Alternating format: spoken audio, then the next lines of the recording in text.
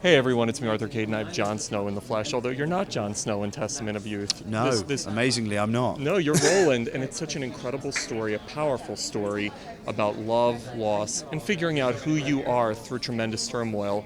Talk to me about bringing Vera Britton's novel to life. Yeah, it was important for me to get to do this this role. I grew up with this story. I studied it at school twice. It's a big part of our history, and also I'm very interested personally about the First World War, about the literature surrounding the First World War. So there were many reasons I wanted to do this. One of the things I love is, especially with Alicia's character, we get to see female empowerment during a time where that didn't exist. Talk to me about the love story, because Roland helps her bring that to life, her ambitions, her drive. He's a huge part of bringing that to life for her.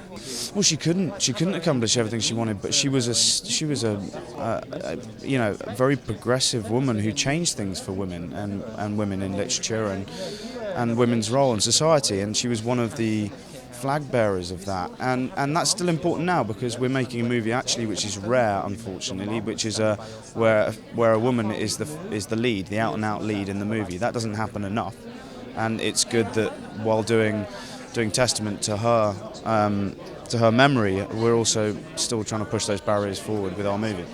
Having so much success being on the biggest show on television and then doing movies, you're having success in both. Talk to me as an actor, the difference in the process of doing something like Game of Thrones to doing something like this.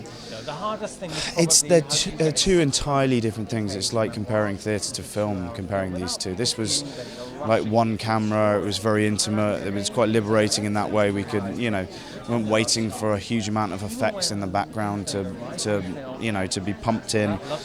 Thrones is a beast now. It's huge. Like I've said it before, but this film took 3 weeks to film. That's the same amount of time that the last sequence in the last episode of Thrones you might have seen took to film as well. Which was unbelievable. Which was 20 minutes. This is 2 hours. Unbelievable. So they're just entirely different things. That last episode. First of all, I want to know about Jon Snow. It's become this iconic character. He's become this iconic character. But also that last sequence. That was one of the best action sequences on television, maybe in history. Talk to me about being Jon Snow, but also filming that sequence.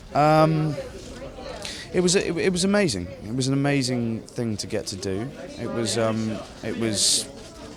huge. I mean, it was a huge thing to film. It was my big set piece of the season. I don't really know what to say about it. I was very proud of it when I saw it. I was really happy that it worked. It's a huge story beat for Thrones, and we had to see those guys appear at some point and make their mark. I won't spoil it for anyone who hasn't seen it, but we had to see them, and it was important that it was a big set piece, that it was.